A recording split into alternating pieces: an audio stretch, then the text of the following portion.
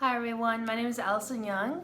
I'm a reference assistant here at the McAllen Public Library, and today I thought I would show you guys a little cleaning trick you can use for tidying up your home. Rachel Hoffman, the author of Cleaning Sucks, actually has a great system for you in order to take on your clutter at home while not feeling overwhelmed. So the system is called the 20/10 system. Basically how it works is you get 20 minutes of cleaning, and that's followed by 10 minutes of a break.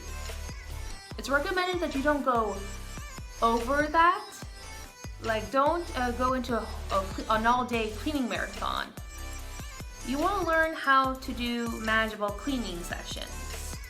You don't want to do this thing where, everything gets cluttered up, you do an all-day cleaning session, and then you wait until everything gets super cluttered again, so you have to do another all-day cleaning session, which can be very overwhelming. By using the 20/10 system, you'll be able to have more management on tying things up. So what you can take from this system is clean whatever you're able to clean, and don't feel guilty about not doing everything all at once. Cleaning is not about having morals or getting a special prize. Cleaning is really just another way of self-love.